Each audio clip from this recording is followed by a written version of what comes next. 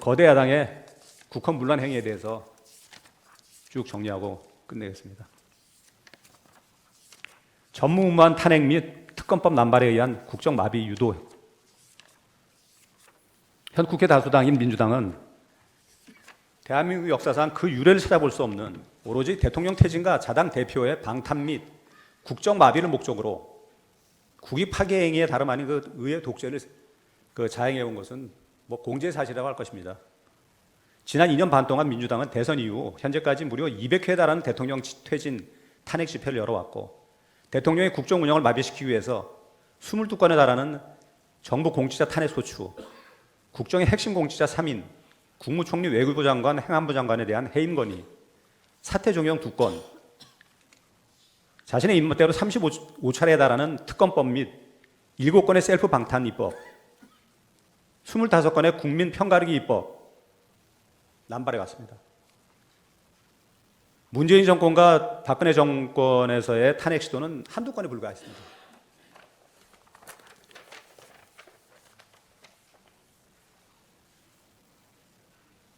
이게 문제가 탄핵이 문제가 아니고요. 탄핵이 되고 나면은 탄핵이 기각될 때까지 소추시부터 판결 선고시까지 장기간 직무가 정지됩니다. 행정부가 마비되는 것입니다. 여기도 지금 헌법재판소에도 8건 이상이 아직 계류되어 있는 걸로 알고 있습니다. 그렇기 때문에 국정마비를 막기 위해서 어쩔 수 없이 장관이 퇴진하고 새 사람을 뽑는 그런 상황까지 지금 벌어지고 있습니다. 국정은 연속성이 있어야 되는데 이건 국가적으로 엄청난 피해를 안해야 할 수가 없습니다.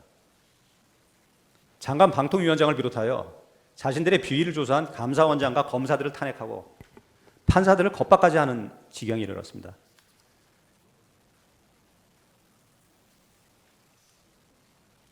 야당 대표를 수사한다는 이유로 검사 손준성, 이정섭, 이기동, 이몽석 등을 전부 탄핵하고 대금 송북 수사한다는 이유로 검사 안동환을 탄핵했습니다. 조금만 자신들한테 불리한 수사나 판결을 하면 검사들은 물론 독립성이 완벽하게 보장돼야 될 판사까지도 소위 좌표를 찍어가지고 무차별 협박성 공격을 가하며 탄핵을 운운하는 무소불위의 행태를 보여왔습니다. 이것이야말로 궁극적으로 국가 행정을 마비시키고 정당한 수사권을 무력화시키려는 국헌 문란 행위라 할 것입니다.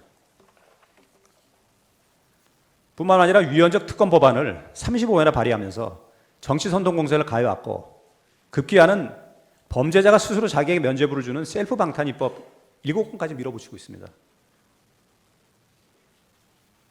거대 야당이 지배하는 국회가 자유민주주의 헌정 질서를 파괴하는 괴물이 되어서 국정마비를 목적지로 폭주하고 있는 현 실정이 어떻게 명백한 국가 위기 상황이 아니라고 할 수 있습니까? 민주당이 탄핵 소추안을 가결해도 헌법재판소에서 인용된 경우는 지금까지 단 한 건도 없었습니다. 그래도 민주당은 요건도 제대로 갖추지 못한 탄핵 소추를 마음에만 안 들면 그냥 남발해 왔는데, 특히 검사 3명에 대한 4명에 대한 탄핵 소추 발의는 자신들에게 불리한 수사 공소 유지를 방해하려는 반법치주의적 행태임이 명백하게 드러났고, 방송통신위원장의 경우에는 인사청문회에서부터 임명되면 탄핵 소추하겠다고 협박까지 했습니다. 임명되지 이틀 만에 결국 탄핵 소추를 강행해서 방송통신위원회의 기능을 마비시켰습니다.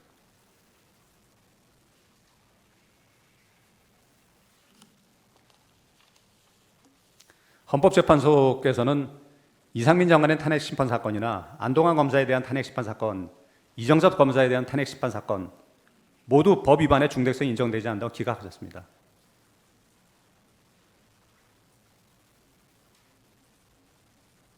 권한 정지를 위해서 마구 행한 탄핵 소추를 아니할 수가 없습니다.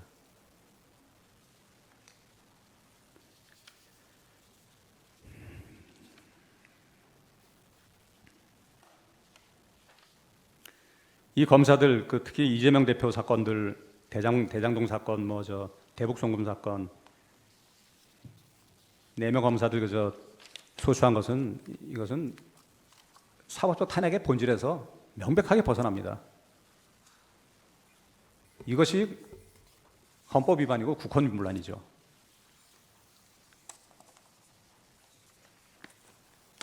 헌법재판소도 마찬가지의 피해를 입으신 걸로 알고 있습니다. 민주당은 헌재에서 탄핵안이 기각돼서 공직자들이 복귀하는 것을 막기 위해서 국회목 헌법재판관 임명을 지연시켜 왔습니다.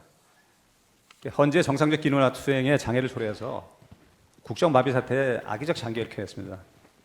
그러면 이 공직자들 탄핵안이 제대로 처리되지 못하고 시간이 계속 지체돼가지고 그런 상황이 되니까요. 근데 갑자기 대통령 탄핵에 이르러가지고 빨리 재판관을 갖다가 선임해서 넣어야 된다고 저희가 이 심판을 지연한다고 뭐 정말 번개불에 콩볶아 먹듯이 재판관분을 갖다가 두 분을 갖다가 넣으시고 한 분마저 안 넣는다고 탄핵 소추하겠다고 협박을 하고 있습니다.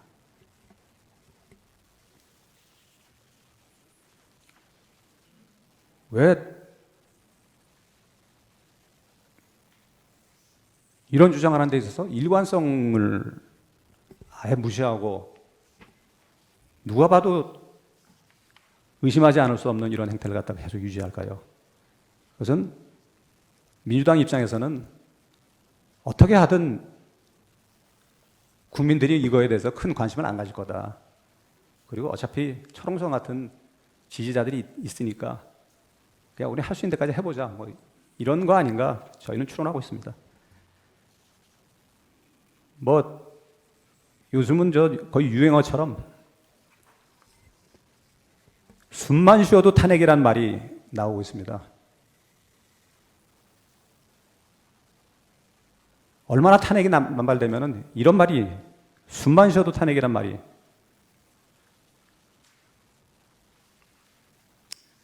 8월 29일 선고된 이정섭 차장검사에 대한 탄핵 심판 결정문에서 헌법재판소는 소추 사유가 특정되지 아니하여 행위의 일시 대상 상대방 직무집행과의 관련성 등 형식적 요건들을 갖추지 못한 소추 사유들에 대해서는 더 이상 심판하지 아니한다. 이렇게 설치까지 했습니다. 이게 얼마나 졸속 탄핵 소추인지가 드러나는 가장 적합한 예라 하겠습니다. 대북 송금 사건 수사하던 이정섭 차장 검사의 경우는 탄핵 심판 기간 동안 무려 9개월이나 직무가 정지돼 가지고 이재명 대표의 대북 송금 수사가 늦어졌습니다. 그 결과 기소가 공범인 그 이화영 전 경기도 평양부지사에 대한 1심 판결이 난 이후에야 이루어졌습니다. 이걸 우연이라고 말할 수는 없을 것입니다. 그리고 민주당은 조금만 자기들한테 불리한 상황이 야기되거나 유리한 국면으로 돌아갈 계기가 된다고 판단되면 일단 특검법을 발의하고 보는 공포정치를 자행해왔습니다. 국가안보 위협에 대해서 말씀드리겠습니다. 이거 뭐 정말 섬찟한 부분들이 많이 들어 있습니다. 재판관님께서 이 부분에 대해서 좀 심도 있게 좀 들여다보셔가지고 나라가 있어야지 국민이 있는 것이고 국가안보는 반드시 가장 높은 순위의 국익으로 저희는 지켜내야 될 책무를 갖고 있다 알겠습니다. 현 거대한 국가 존립 기반인 국방과 안보까지 심각한 위기 상황에 빠뜨렸습니다. 국가안보의 기본인 국가보안법을 폐지를 추진했고 북한 지도부 옹호와 반미 친중 활동을 자행해왔습니다. 국가안보를 위한 여당의 입법 제안을 지속적으로 방해함에 따라 현재 우리나라는 갈수록 심해지는 글로벌 간첩 행위의 사실상 무방비 상태입니다. 간첩죄를 처벌할 수 있는 우리 형법 98조 규정이 적국인 북한과 관련된 간첩 행위만을 처벌할 수 있도록 되어 있기 때문에 중국이나 그다음에 북한에 있지 않은 북한인들 이들의 간첩 행위에 대해서는 북한인인데 북한 국적을 갖고 있지 않은 무차별적으로 저희는 당하고 있습니다. 지난 정권에 발생하여 올해 7월 적발된 그 정보사 비밀요원 명단 유출 사건의 경우만 해도 범죄를 저지른 국무원이 유출 상대방이 중국 보안요원이라고 주장하여 가장 중요한 간첩죄를 적용하지 못했습니다. 국내에서 활동하는 외국인 간첩은 간첩죄로 처벌할 수 없는 실정이기 때문에 그렇습니다. 지난 6월 중국인 3명이 드론을 띄워서 부산에 정복 중이던 미군 항공모함을 촬영하다 적발된 사건이 있었습니다. 이들은 스마트폰과 노트북에서 최소 2년 이상 한국의 군사시설들을 촬영한 사진들이 발견되었습니다.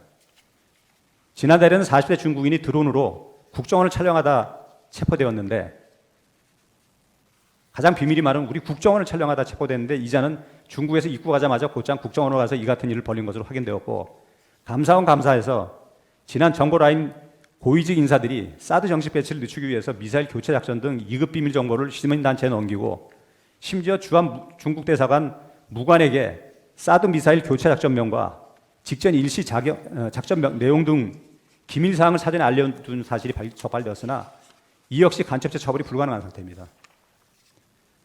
이러한 상황을 막기 위해서 여당에서가 형법의 간첩죄 조항을 수정하려 했지만, 거대 야당은 도대체 무슨 이유에서인지 이걸 완강히 가로막고 있는 것입니다. 지난 정권 다시 국정원의 대공수사권을 박탈한 것도 모자라서 국가보안법 폐지까지 시도하고 있는데, 이는 국가안보를 갖다 위협하는 간첩을 아예 잡지 말라는 얘기에 다름 아닙니다.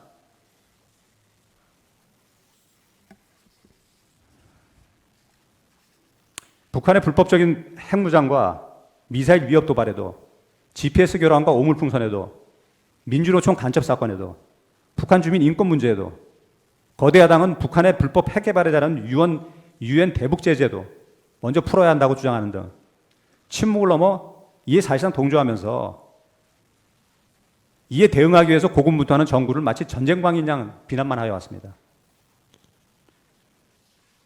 세계 여러 나라가 간첩죄로 처벌하는 첨단 기술 분야의 산업 스파이의 경우 올해만 경찰이 25건, 그중 18건이 중국입니다. 같은 경우 중국은 우리 국민을 간접죄로 처벌합니다. 이 기술들이 유출되는데 우리는 간접죄로 처벌을 못합니다. 상황이 이러함에도 거대한 간첩죄 개정을 막으면서 오히려 국회 증인감정법을 일방 통과시켜서 명백히 국익에 반하는 입법 개혁을 자행했습니다. 이는 언제든 기업인을 국회로 불러내고 기업의 기밀 자료까지도 강제로 제출하도록 하는 국익에 치명적으로 반하는 법률입니다. 이 법률이 시행되면 우리 기업의 첨단 기술, 사업 전략들이 중국을 비롯한 경쟁국에 무차별적으로 유출될 것입니다. 거대 야당은 우리 안보의 토대인 한미동맹과 한미일 공조마저도 흔들려고 북핵과 미사일에 대응하는 한미일 동해 합동훈련을 전쟁 유발 행위이자 극단적 친일 행위라고 매도하고 있습니다. 북한에서 저렇게 수도 없이 쏴대는 미사일은 단 한마디 비난도 못하면서 어떻게 우리가 그걸 막기 위해서 하는 훈련은 전쟁 유발 행위가 될 수 있습니까?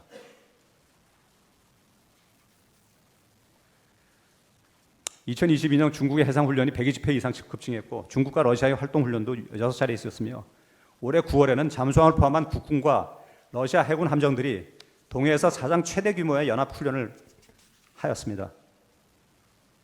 이러한 안보 위협에 맞서는 우리의 한미일 합동훈련을 친일 행각, 전쟁 도발 행위로 매도하고 있는 것입니다. 북한은 지난 11월 15일 군 장교들에게 전쟁 준비를 지시했고 3차 세계대전까지 운운하고 있습니다. 우크라이나 전쟁에 불법적으로 북한군을 파병해서 러시아와 군사적 밀착을 시도하고 있습니다. 이런 안보 위기 상황에서 국가와 국민의 안위를 지키는 것이 대통령과 국회의 책무임에도 거대 야당이 장악한 국회는 오히려 이적 입법과 선동에 몰두하고 있습니다. 거대 야당은 지난 12월 4일 1차 탄핵안에서 1차 대통령 탄핵안에서 안에 그 내용이 들어있었습니다. 북한, 중국, 러시아를 적대시한 것이 탄핵 사유라고.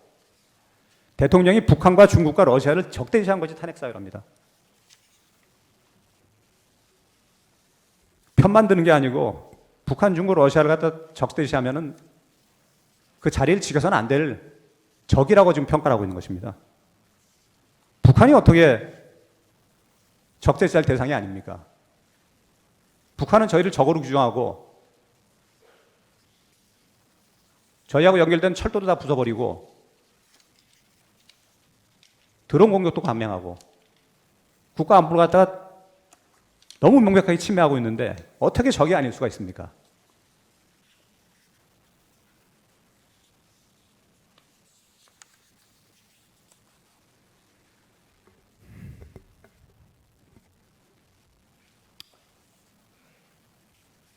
죄송한 말씀이지만 민주당, 더불어민주당 여러분들이 종북 소리를 듣기 싫어하시는 거 아는데 이런 행태를 국민들이 종북이라고 생각 안 하는 것이 오히려 좀 이상하다는 생각이 들 정도로 개인적인 판단입니다.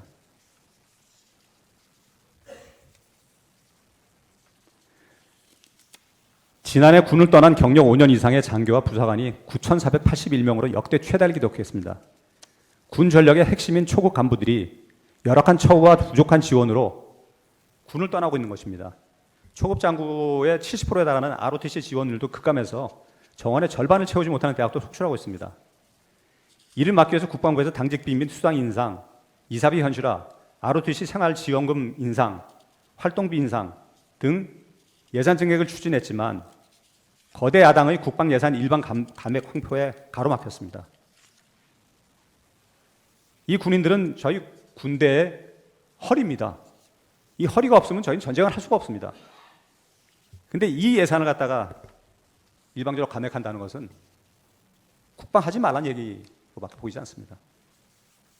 또한 북한의 핵과 미사일 위협으로부터 국가와 국민을 지키는 한국형 3축 체계 예산 및 북한 핵미사일 발사전 기지를 선제 타격하는 킬체인의 정찰 자산 예산을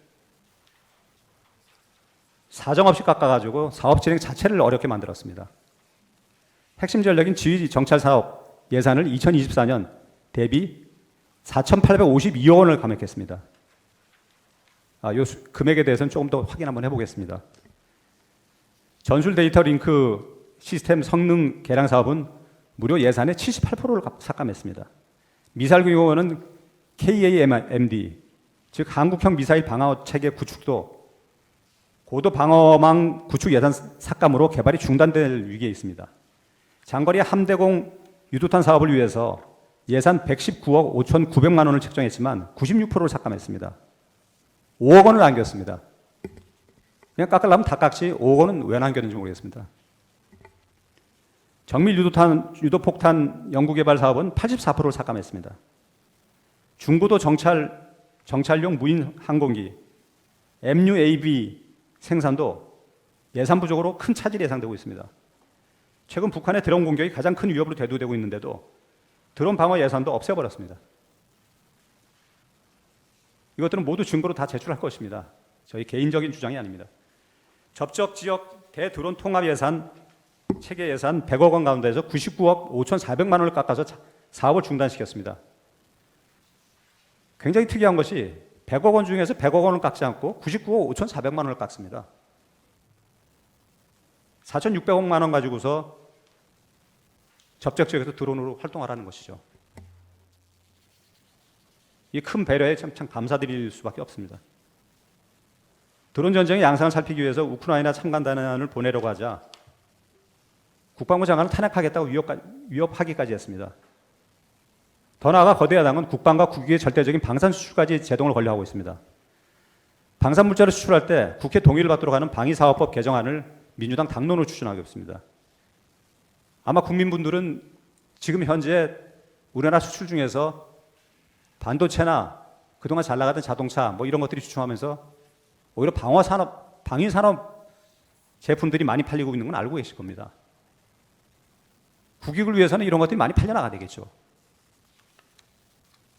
근데 거대 야당은 국회 동의를 받으라고 합니다. 그 동의받는 절차가 얼마나 복잡하고 그걸 위해서 제품 제작을 할 수 있겠습니까? 방산 수출의 관건이 신속 대응이 어렵고 기밀 유지가 불가능하기 때문에 사실상 방산 수출을 하지 말라는 얘기나 똑같습니다.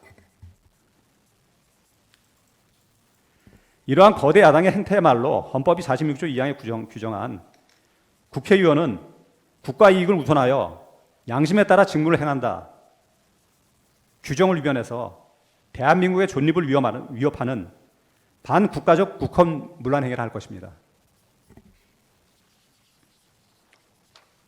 거대 야당의 예산안 전형에 대해서 좀 중복된 감도 있지만 빨리빨리 말씀드리겠습니다. 일방적 예산 감액에 의한 국익 및 안보 파괴 행태, 헌정사상 최초로 거대 야당 단독으로 감액한 예산이 4조 1천억 원에 달합니다. 쓸데없는 예산을 깎았다면 정말 애국자들이죠. 근데 이제부터 보시다시피 정말 필요하고 나라를 살리기 위한 예산들을 갖다 다 깎아버렸습니다. 그중 내년 국방 예산은 위에서 본 바와 같이 총 3,409억 원이 죄송합니다.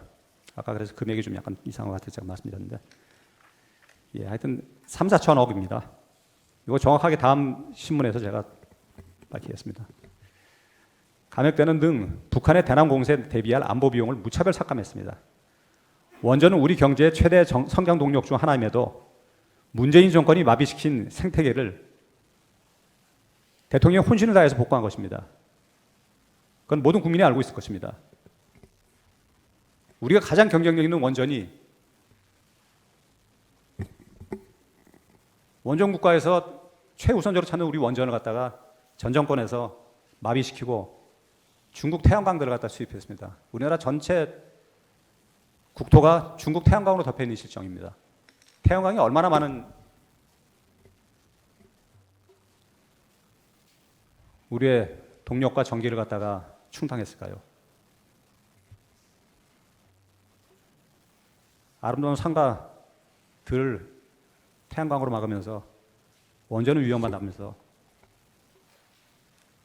전기 부족 사태를 갖다 벌어가지고 한전이 엄청난 적자를 갖다가 겪는 그런 국가 이익에 대해서 전혀 관심 없는 거꾸로 말하면 중국이 돈을 벌게 만드는 그런 이상한 시책을 갖다가 진행을 해왔습니다. 최대 140불 2270조에 달하는 대왕고래 사업을 갖다가 성공하면 우리의 에너지 자립과 에너지 안보를 획기적으로 강화할 수 있어서 국민들의 기대를 한몸에 갖고 있는 동해 심해 가스전 개발, 속칭 그 대왕고래 프로젝트입니다.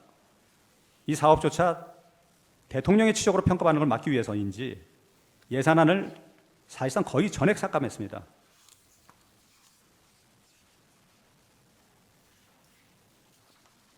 이거는 뭐 신문에 다 나오는 내용이니까 제가 뭐 금액에 대해서 나중에 다시 한번 설명하겠습니다. 지금 계약금만 500 몇십억을 갖다 지급해야 되는데 그 중에서 50억만 예산으로 인정해가지고 저희가 계약도 할 수 없는 상황을 만들어버렸습니다. 그거는 정확한 자료를 갖다 첨부해서 다시 한번 말씀드리겠습니다.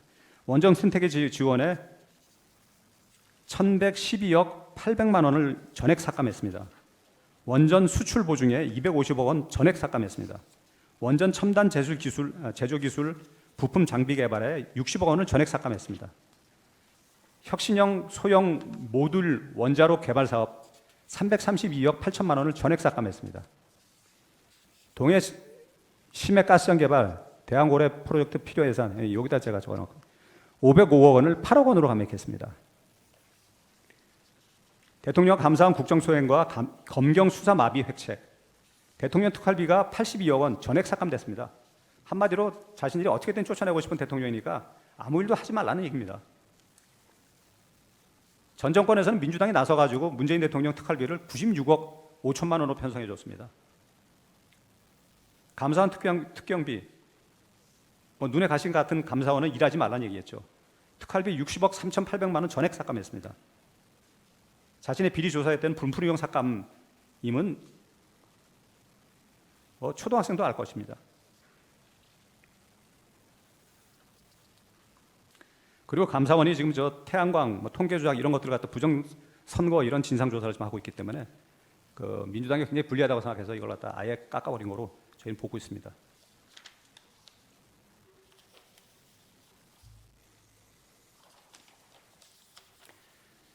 검찰 특활비를 갖다가 587억 원을 갖다가 전액 삭감했습니다. 검찰 일하지 말라는 얘기입니다.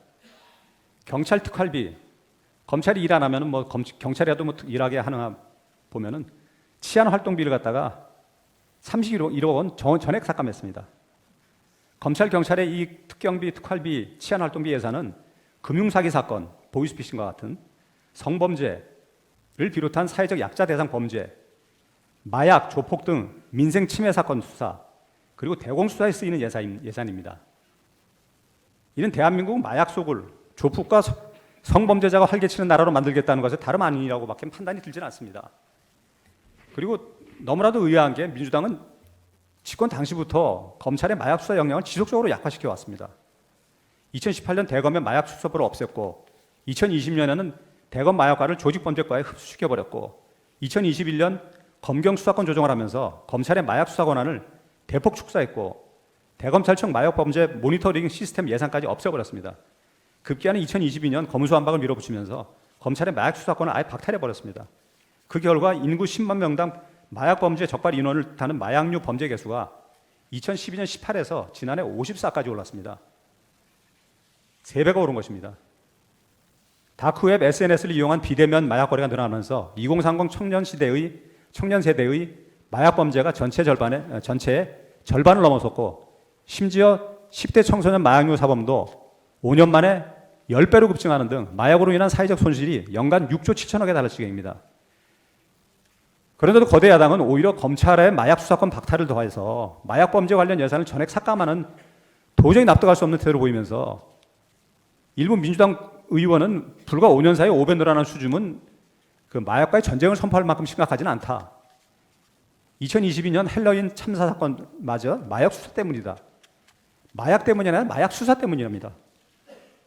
검찰의 직접 수사가 있으면은 민주당이 신고해달라. 수사권 없는 검찰이 마약에 인지를 하거나 그렇게 해가지고 마약을 갖다 단속하려고 하면 신고해달라는 발언까지 했다는 것입니다. 이 나라를 갖다 마약 소굴로 만들겠다는 그런 취지가 아니라면 저희가 납득할 수 있게 설명을 해주셔야 될 겁니다. 결론적으로 수사기관들 예상 삭감은 민주당 대표의 대북송금 위중교사, 선거법 위반, 백현동, 성남FC 사건 등 수사와 공소유지를 위한 검찰 활동과 마약 사범 수사 및 사법 리스크가 많은 민주당 수사 등을 막겠다는 의도라고밖에 볼 수 없다고 대통령은 판단했습니다. 기타 국익 타계 예산 감액 횡포에 대해서 말씀드리겠습니다. 대통령은 나라가 경쟁력 있는 사업이 커져야 된다, 잘 돼야 된다는 그런 생각에서 산업 생태계 조성을 위한 혁신성장펀드, 강소기업 육성펀드, 그다음에 예산, 팬데믹에 대비하는 백신 개발 지원과 R&D 사업 예산, 많은 예산들을 갖다가 제안을 했습니다. 전부 다 삭감당했습니다. 어려운 청년들을 돕기 위한 청년 일자리 지원 사업 예산, 취약계층 아동 자산 형성 지원 사업, 아이 돌봄 수당도 무차별 삭감당했습니다. 긴급 상황에 대처하기 위한 정부 예비비는 무려 2조 4천억 원, 즉 절반이나 삭감을 당했습니다. 이 가운데 1조 원은 재예책 대비 예비비로서 매년 폭염, 폭우, 태평 등 기상 이변이 속출하고 있는데 국민 피해가 더 커질 수밖에 없습니다. 참 아이러니한 얘기지만 그 우한 비행기 추락 사건, 뭐 이재명 대표가 급히 추진한 사업이라는 건 뭐 국민들이 다 알고 있습니다. 그게 지금 이 예비비 축소로 인해 가지고 피해자들이 피해 변상을 지금 제대로 못 받고 있는 그런 상황입니다. 나라의 예비비가 모자라기 때문에 이런 것들은 예상을 하고서 이렇게 깎으신 건지, 이는 아무리 좋게 봐도 정부의 발목만 잡을 수 있으면은 국민이 먹고 살든 말든 정부를 먹고 살기 힘들어서 정부를 무작정 질책하게 만드는데 목적이 있는 것이 아닌가. 뭐 여당 입장에서는 그렇게밖에 생각이 들지 않는 그런 납득할 수 없는 그런 예산 횡포라고 아니할 수 없습니다. 후쿠시마 선동으로 인한 허비된 국고가 민주당 주도로 지금까지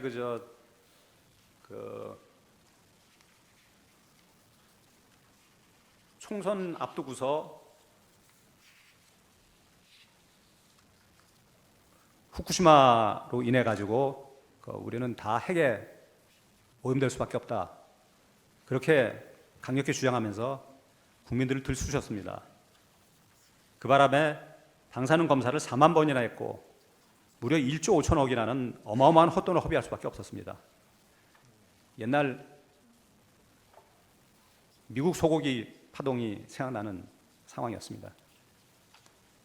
근데 결국 지금까지 뭐 아무 그 이유는 얘기도 없고 총선이 끝나고 나서는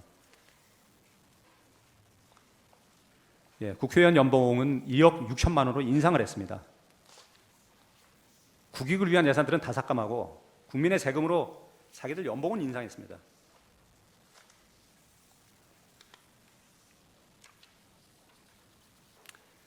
그리고 거대 야당의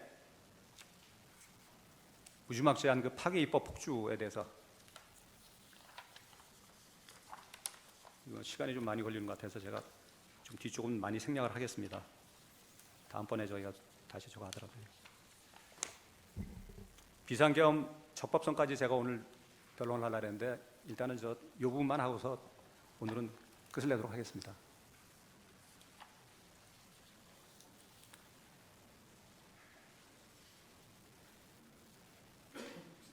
지금 민주당이 추진하고 있는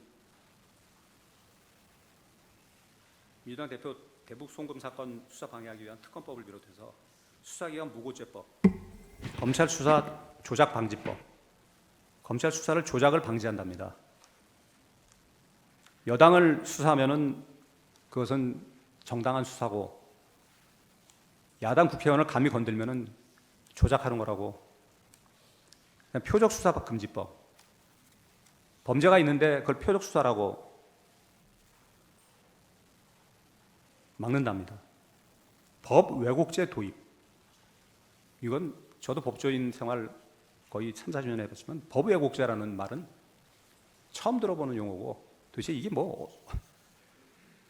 이런 비상식적인 법안들을 마구잡이로 추진했습니다. 그 외에 상권 분립을 흔들고 헌정 질서를 교란하는 국헌 불안정 내용을 담고 있는 그런 입법 폭주가 또 자행됐습니다. 양곡법, 노란봉투법, 방송 3법.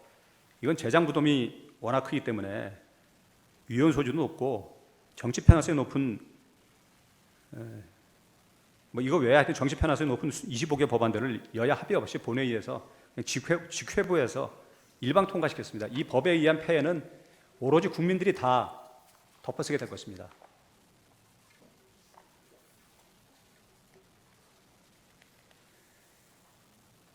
이 거대 야당은 언론 노조와 함께 거대 야당이 장악한 그 언론사들을 통해서 가짜 뉴스를 양상해 왔습니다. 후쿠시마 처리수 방류 문제도 있고 미국이랑 그 최고 권위의 IAEA도 문제 없다고 그렇게 선언하는데도 1조 4천억이나 들여가지고 결국 아무것도 없는 거로 그냥 괴담 수준이었던 거로 그냥 판명이 나왔겠습니다.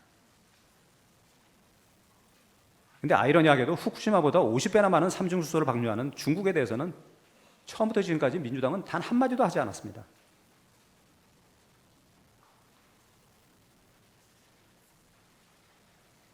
(1조 6천억이) 나왔는 그 어마어마한 돈을 쓰고도 지금까지 사과 한마디 하지 않고 있습니다. 그 대선 사흘 앞두고서 피의자가 옛날 총풍이 기억나는 참 황당한 일입니다. 대선 사흘 앞두고 피의자가 법무부 장관 로펌 변호사들과 청담동 바에서 새벽까지 술자리 가졌다는 황당무계한 가짜 뉴스를 살포하고도 지금까지 이거에 대해서도 사과 한마디 없습니다.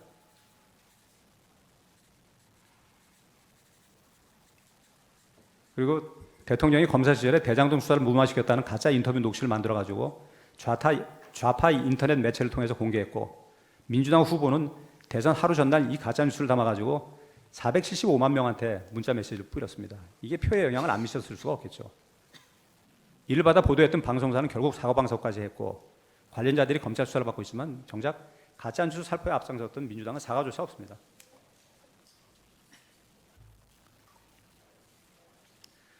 현재도 지금 이 탄압 전국에서도 피의자에게 내란죄를 뒤집어씌우기 위해서 끊임없이 가짜 뉴스를 뿌리고 있습니다.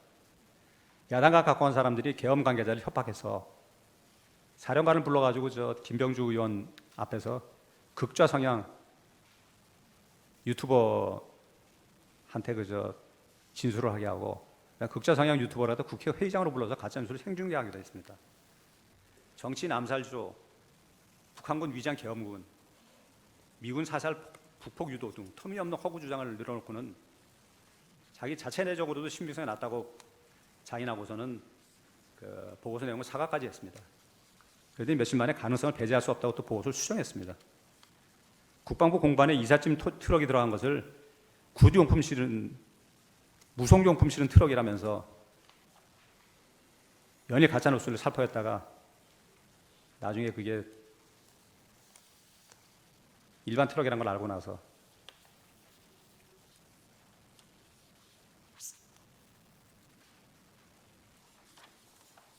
시간이 없으니까 제가 좀 빨리빨리 넘기겠습니다.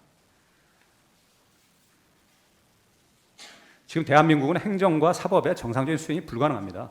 사실상 사변에 못지않은 국가 비상 상황입니다. 그리고 부정선거로 해가지고 국론이 계속 분열되는 거, 그 대통령이 헌법에 주어진 책무로서 막 확인하지 않을 수가 없었습니다. 그래서 이러한 평화적인 계엄을 갖다가 실시할 수밖에 없었고, 모든 국민들이 계엄이라 그러면은 총 쏘고 탱크도 밀려오고 학교도 못 가고 뭐 이런 상황이 벌어질 거라고 생각하고서 겁을 먹었는데, 아마 앞으로 계엄 선포되면 국민들이 그거 아무것도 아니거나 생각이 들 겁니다. 아마 뭐 다친 사람 하나 없으니까요. 체포는커녕.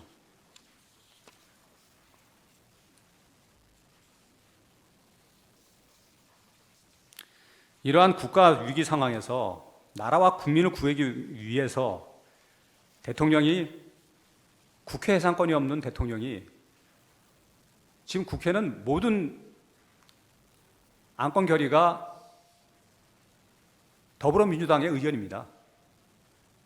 그 의견대로 모든 것이 다 폭주당하고 있습니다. 그리고 행정부는 다 탄핵 수당하고 있고요. 예산도 한 푼도 못 받고 있습니다. 그런 상황에서 도저히 국정을 운영할 수 없는 대통령이 국회 해산권, 독일이 인정하는 국회 해산권마저도 우리나라에서 인정하지 않으니 선택할 수 있는 거는 제발 국회 정신 차리라고 엎어놓는 것밖에 없었습니다. 종이 호랑이가 할 수 있는 게 뭐가 있겠습니까?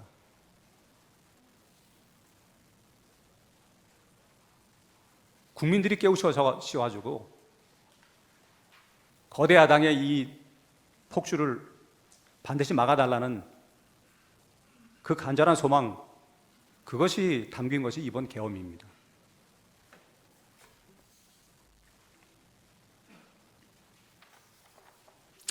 여기까지 마치겠습니다. 그런데 마지막으로 한 말씀만 드리겠습니다.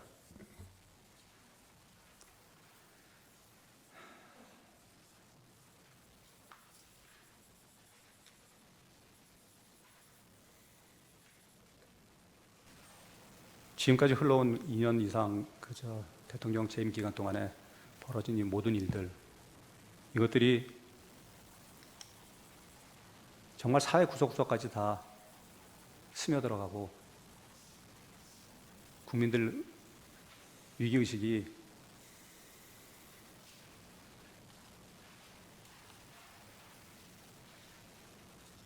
자기 먹고 살기 힘든 생각 때문에 다 사라져버리는 그런 상황이 된다면, 감히 말씀드리지만 우리가 홍콩 꼴이 나지 않는다는, 최악의 상황, 남미 꼴이 나지 않는다는,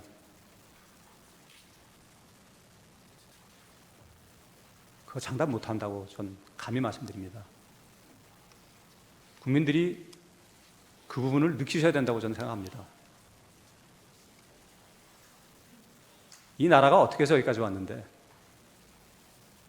나이 든 사람들은 자신들이 만들어 놓은 나라가 무너지는 게 너무나도 고통스러워서 새벽에도 나와가지고 대통령 관저 앞에서 체포만 안 된다고 지키고 있습니다.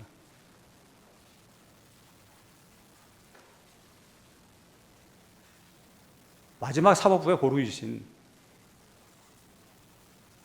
서부지원 영장, 저도 판사 출신이기 때문에 법원만은 제가 마지막으로 믿었습니다.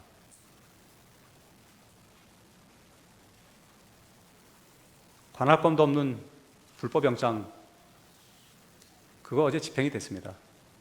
저도 그 현장에 있었고 저는 다리가 부러질 뻔했습니다. 밀고 들어오는데 대리석 턱에 다리가 걸렸는데 마구 밀고 들어와가지고, 대통령 체포하는 게 우리나라 살리는 길입니까? 아무 힘도 없는 집권 다 무너진 권한 아무것도 없습니다. 비서실도 관저에 들어오지도 못하고 있습니다. 근데 그 대통령을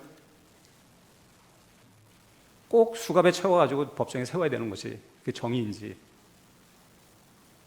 본인이 하고 싶은 말 마음대로 다 하고 사법부와 재판부께서, 헌법재판부께서 너는 안 되겠다 나가라, 그러면 나가면 모든 것이 끝나는 것인데 왜 그 과정마저도 저렇게 국격을 다 떨어뜨리는 것, 죄수복 입히고 그 다음에 충분한 변론도 제대로 못하고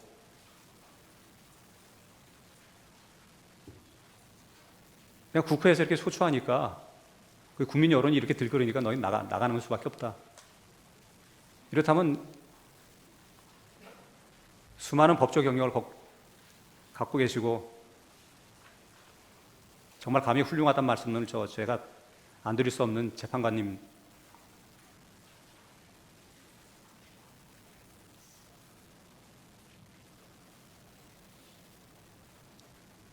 뭐 장담은 못하겠습니다. 나라가 나중에 어떻게 될지. 그렇지만 있어서는 안 될 상황이 나중에 정말 홍콩과 같은 상황이 중국에 잠식당해가지고 모두가 무너지는 그런 상황이 벌어진다면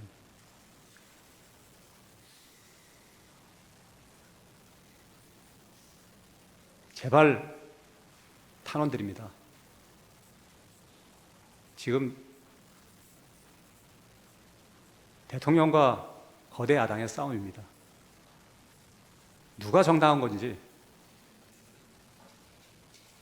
다시 한번 현직으로 들어가서 정말 대통령이 나라를 망가뜨리고 있었는지, 이 나라를 살리기 위해서 정말 본인 한 몸을 갖다 불사르고 있었던 것인지,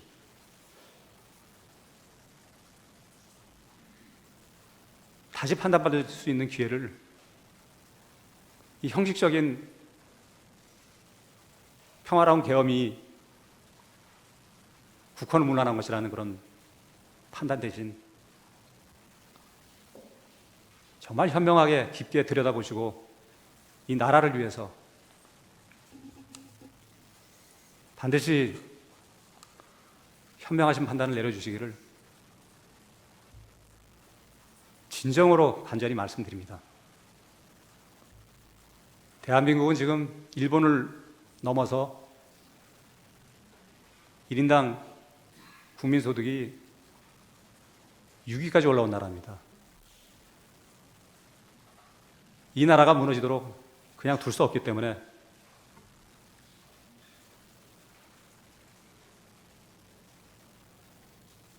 저 포함 이건 아니다 생각되는 사람들이 다 모인 것입니다. 부디 한쪽 면만 보지 마시고 다른 쪽의 간절한 호소를 반드시 들어주시고 대통령이 하고 싶은 말, 입증하고 싶은 거 다 할 수 있게 하고 나서 떠나더라도 미련 없게 떠나게 해주시길 마지막으로 간곡히 부탁드립니다. 예. 재판장님, 예, 청구인 측변인에서 잠깐만요. 네네. 잠시 휴정하겠고요. 피청구인의 의견 진술 남은 게 몇 분입니까? 제가 마지막으로 남았습니다. 예, 휴정 후에 4시 반에 속개하되 10분 내에 피청구인의 의견을 진술을 마쳐 주시기 바랍니다. 4시 30분에 속개하겠습니다.